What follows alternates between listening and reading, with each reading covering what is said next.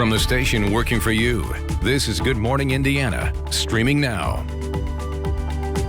And good morning to you. I'm Lauren Casey. The time right now is 4:27 here on your Tuesday morning. Thanks for starting your day with us. We do have several stories to talk about today before we officially get into this show. So let's chat a little bit about what's happening up here in Carroll County. You're seeing some pictures of a burned up home. Police up there and fire officials are trying to figure out what happened here after a fire on South State Road 29 near Burlington. A passerby actually saw those flames and was the person who called 911. We can tell you that a man and a woman were both found dead inside of this home. Their identities have not been released at this time. Deputies say that a dog died in that fire as well. If you have any information about what happened here, call the Carroll County Sheriff's Office at 765-564-2413. Taking a turn now to the election that is upcoming. A lot of people may be wanting to vote absentee this election due to a number of factors, including the pandemic and your health. But our Kelsey Anderson is going to break down everything you need to know, because you do need to act now. We do not have the no excuse absentee voting like we had back in the primary in June. So if you do want to vote absentee, you do need to apply for that, and you must fit one of the reasons. She'll break down what all those reasons are, how to apply, the deadlines that you need to know as we approach Election Day. So Kelsey will have all of that important information for us coming up right here on Good Morning Indiana. Let's take a turn to our forecast right now with Todd Clausen. Todd, yesterday another beautiful day across central Indiana. Really fall-like out there, and we're finally getting into fall, right? Yeah, it officially arrives 9:30 here this morning. That's when the sun's passing directly over the equator. So fall officially arrives today. Unfortunately, it's not going to produce any rainfall. We really need that rain here across central Indiana, but radar is completely clear this morning, and that's the way it's going to stay. 41 in Logansport, cool up there to the north, 47 in Bloomington, still holding on to 55 here in Indianapolis. But this is the last of the real cool mornings. When you see your 7-day planning forecast, you're going to see the temperatures are going to start to moderate for overnight lows as we head towards the weekend. So today's another mostly sunny day. Unlike the past few days, though, when we've had that bright blue sky, we're going to kind of have that hazy, smoky sky as some of the smoke from those wildfires out west returns to central Indiana, but no chance of any rain in the forecast for the day today, with that above normal high temperature of 79 degrees. All right, Todd, thank you so much. Let's take a look right now at another story that our Rafael Sanchez has been working on for families and people living out here in Shelby County. We're going to be talking about a fight that's really personal for people who own farmland and live out here in Shelby County. It's a project that supporters say would bring clean energy to their community, but families in this area say they could be losing their land. So we'll talk to you about their pleas, what the county officials hope to do out here, plus news, weather, and traffic coming up on Good Morning Indiana. From the station working for you, this is Good Morning Indiana, streaming now. Now at 4:30, new information about an officer-involved shooting that left 3 people injured. What investigators say led to the gunfire. New developments in the Breonna Taylor case. We have the latest as police in Louisville declare a state of emergency. And a new program aims to help kids who are living in difficult situations become leaders right in their own communities. We'll show you how this all works coming up here on Good Morning Indiana. But first, we want to thank you for joining our team here on WRTV. I'm Lauren Casey. Todd Clausen is standing by from the studio this morning with me. Todd, good morning to you.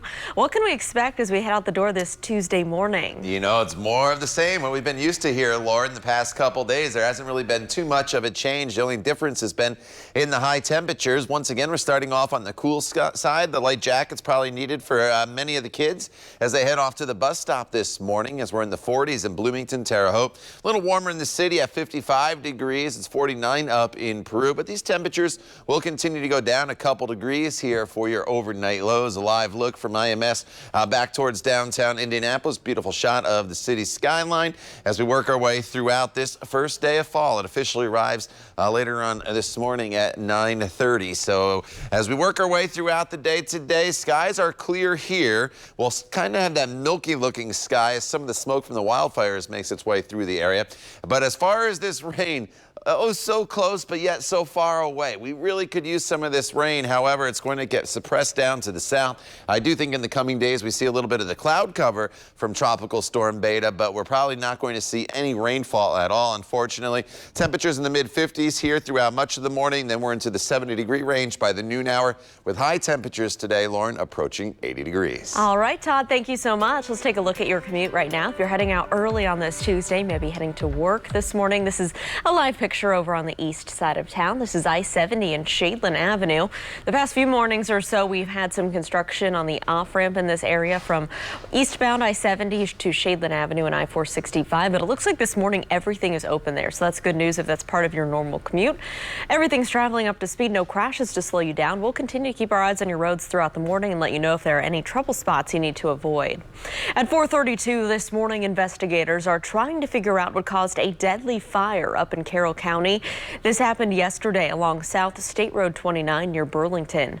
A passerby saw the flames and called 911. A man and a woman were both found dead inside of this home. Their identities have not been released at this time. Deputies at the scene say that a dog died in the fire as well. Investigators are encouraging any witnesses to please call the Carroll County Sheriff's Office. That number is 765-564-2413. Now to new information following that officer-involved shooting that left 3 people injured on Indy's east side. One man is now facing a preliminary battery charge for the incident. Police say when they got to the scene on Pleasant Run Parkway on Sunday, they found a group of about 20 people. Some were armed with guns, pepper spray, other weapons. Police say that gunshots were being fired in multiple directions, and at one point a suspect pointed a weapon at police. That's when an officer fired at him. The suspect was injured. According to police, 2 women were also shot by another suspect. This disturbance allegedly stemmed from a social media disagreement. IMPD's critical response team is investigating this shooting. The department is still in the process of deploying body cameras on all officers, but police do say one assisting officer did have their body camera activated here. Indianapolis Mayor Joe Hogsett wants to know your thoughts on how the city reviews police conduct. He's encouraging the public to take part in a survey of the Citizens Police Complaint Office.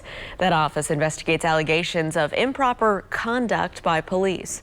Mayor Hogsett's office says that your input will help shape the future of the CPCO. The survey is available through October 4th. You can find a link by clicking on this story on our website. Just go to WRTV.com. Now to new developments in the Breonna Taylor case. She was shot and killed by police back in March. The police department has now declared an emergency as we learn more about the officers involved. ABC's Megan Tevrizian has those details.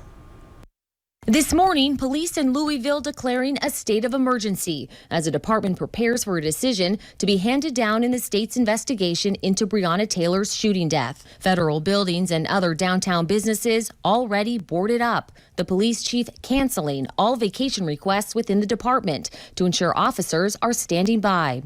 The announcement coming from Kentucky's Attorney General will decide whether criminal charges will be filed against 4 officers involved in Taylor's death. People already gathering outside the AG's office this week in anticipation of the decision. Just do your job. It's just that simple. It comes as the department's professional standards unit is also separately investigating those officers and 2 additional detectives for their role in the shooting. Taylor was shot March 13th. She and her boyfriend, Kenneth Walker, were sleeping when 3 plainclothes officers executed a no-knock search warrant as part of a drug investigation linked to Taylor's ex-boyfriend. This is not a woman who would sacrifice her life and her family morals and values to sell drugs on the street. Walker, a registered gun owner, said he fired at the door thinking it was a break-in. Officers returned fire, striking Taylor 8 times. Investigators never found drugs or drug money in the apartment. Say her name! Taylor's death sparking nationwide protests against police violence. Her death has ignited a movement in Louisville and the nation for racial justice, sending thousands into our streets and cities all across the country and the world. Earlier this month, the city reached a $12 million settlement with Taylor's family in a wrongful death lawsuit. The settlement also includes a list of police reforms. Although police are preparing right now, there's still no word on a timetable for the Attorney General's decision. After Breonna's shooting death, 3 officers were placed on administrative leave and 1 was fired. Megan Tavrizian, ABC News, San Diego. The time right now is 4:36. The COVID-19 pandemic continues to have a big impact here on the state of Indiana. The Indiana State Department of Health reporting 535 new cases on Monday. You can see the reported daily cases have been declining since nearly 1,500 were confirmed on Saturday. More than 112,000 total cases have been reported since the pandemic began. 7 new deaths were also reported in our state, bringing our state's death toll to 3,287. Well, WRTV is working for you, and we're getting results. After 2 years, a vacant, partially collapsed home that neighbors called dangerous is now demolished. Residents on South Harlan Street reached out to WRTV's Cameron Riddle about a year ago after finding needles on the ground where kids walked to the bus stop. Squatters were also known to use this home as well, and so we reached out to the city and we continued to demand answers after the demolition was delayed. Bulldozers finally arrived at that property on Monday to knock it down, and neighbors there are relieved. Finally, after it was burnt down 2 years ago this month, and we've been fighting with the city for the past year or so, trying to get it down because we found needles at the bus stop over here, vagrants, kids climbing in and out. We're just waiting for someone to get hurt, and finally it's down. Well, if you have a similar problem in your neighborhood, before you call WRTV, try these resources. You can use the Citizens Access portal to research permits and demolition or repair cases. You can also report issues to the Mayor's Action Center or the Request Indy app or website. A local organization is helping students in difficult situations learn new skills to become leaders right in their own community. ProAct Indy was given $25,000 for this initiative. It will bring weekly leadership and social equality workshops to students at the Kendesi Academy and City Prep. The group will also plan monthly service projects. School leaders say it will help them take what they learn in the classroom and then put those skills to action. The hope is that we want our kids to find themselves and discover who they are as individuals, discover where they see themselves aligning with how they can address issues in the community, and then find their passions and then live out their passions through service. So through this program, students will also get to plan out their own service project. And WRTV's Hiring Hoosiers is teaming up with the Indiana Black Expo to provide you with links to job opportunities, resume building, and honing your interview skills. Today, we're hosting a virtual Hiring Hoosiers Employment Opportunity Fair. It all starts at noon today. Multiple companies are taking part in this, including FedEx, First Merchants Bank, Indianapolis Airport Authority, Lowe's, and more. For more information, go to hiringhoosiers.com. Tropical Storm Beta has made landfall in Texas. Coming up, the latest on the storm's strength and projected path. And the pandemic continues to impact the way we shop at grocery stores, why experts say prices will continue to increase, and some new shopping habits are here to stay. Todd. And Lauren, you mentioned Tropical Storm Beta. Here it is down near the Houston area, making landfall a little southwest of Houston, but the rain is spreading to the north. Can any of that rain get here into central Indiana? We really, really need it. I'll let you know coming up in your WRTV Storm Team forecast. The time now is 4:40. You're watching Good Morning Indiana.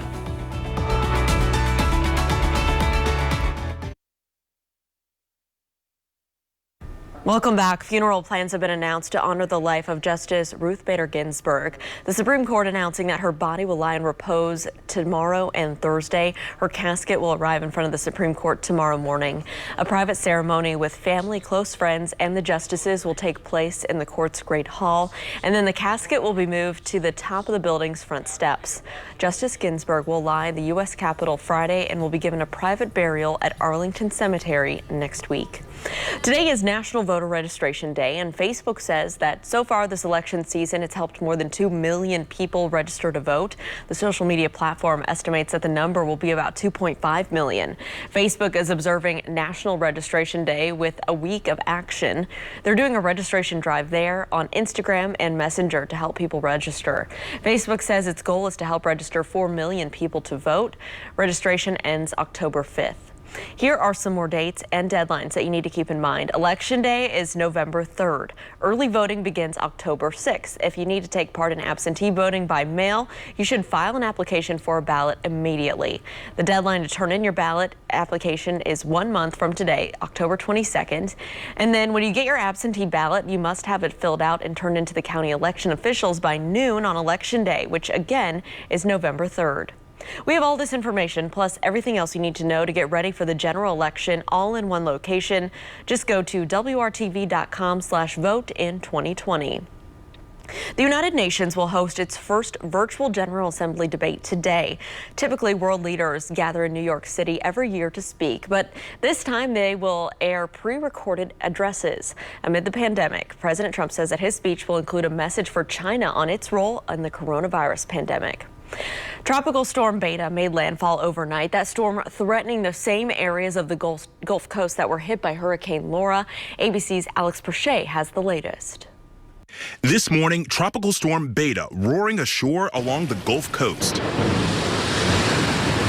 The slow-moving storm triggering flash floods in the Houston area. Now, I want to show you some people that are just wading through water as they try to make it to higher ground.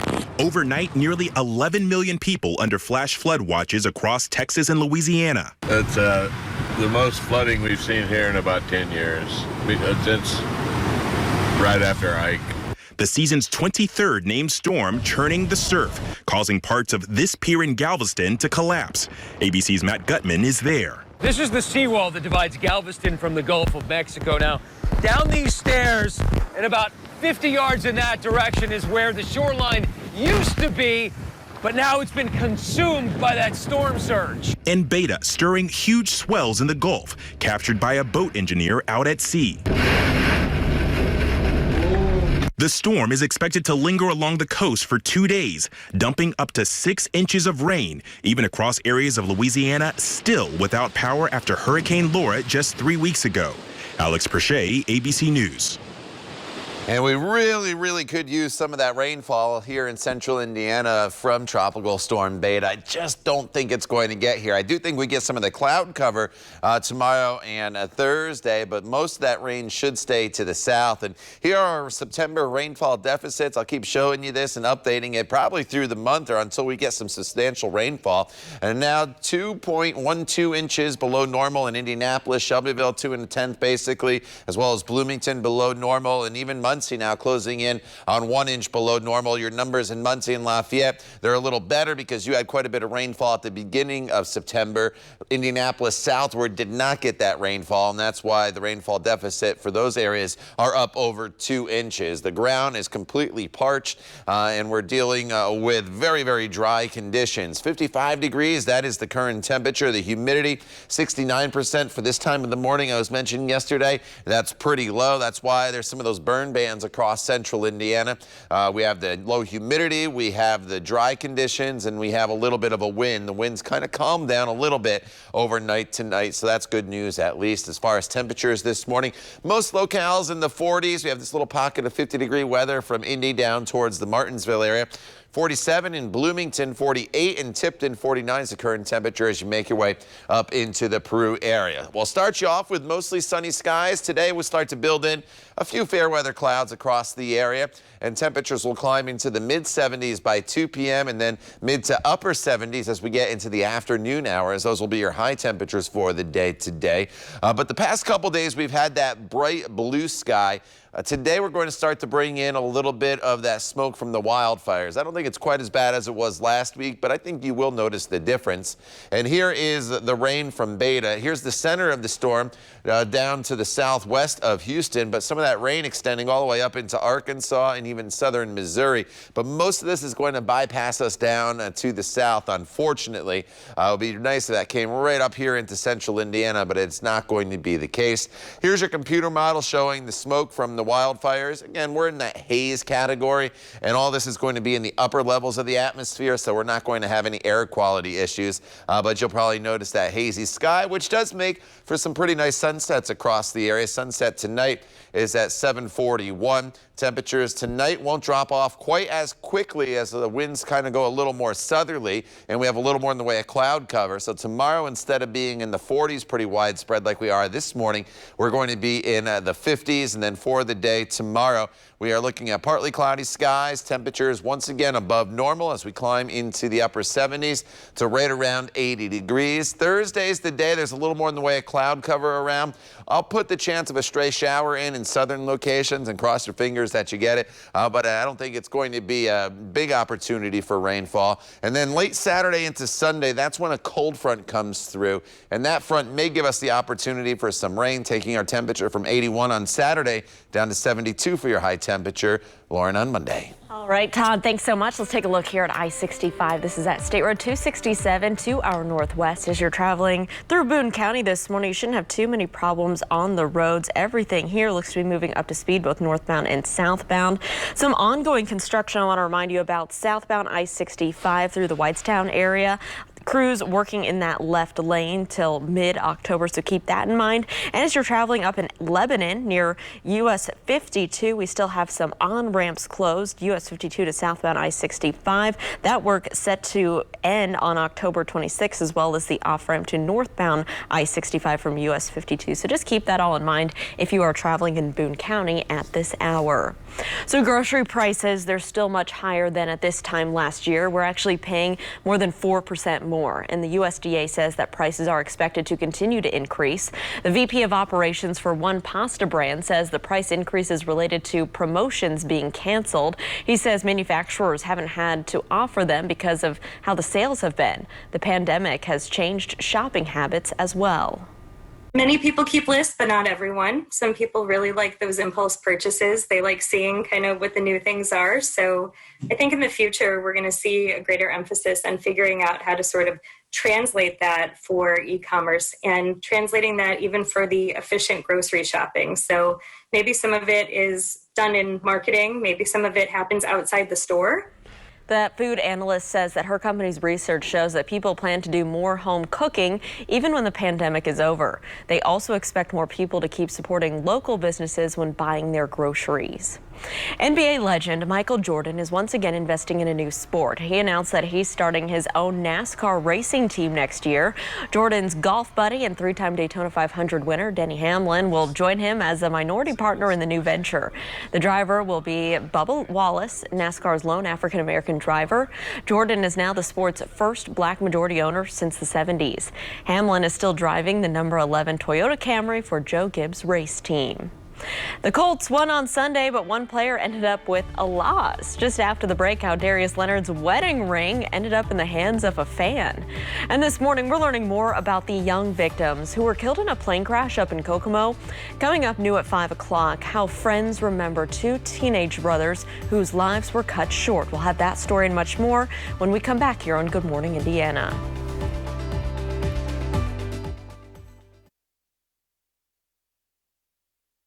Welcome back. Star Colts linebacker Darius Leonard found himself missing something really special after Sunday's game. So he kindly threw a pair of his gloves to a young fan after the game, but didn't realize that his wedding ring got stuck inside. Thankfully, a man posted on Twitter saying it was his stepnephew who caught the gloves.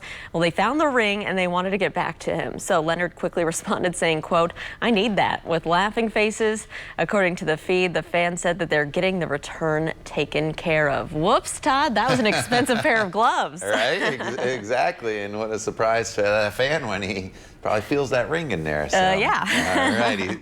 Good thing he's getting it back. All right, outside today, partly cloudy skies with that hazy sun. We're going to be dealing with a little bit of that wildfire smoke once again today. 79 degrees. We're right around 79. Honestly, the next couple days, not much is going to change temperature-wise. Thursday's probably the most cloudy day. And then as we work our way into the weekend, that'll be the best opportunity to pick up some needed rain chances in the forecast. The time now is 4:57. You're watching Good Morning Indiana right here on WRTV. Stay with us. We're back in just a couple minutes.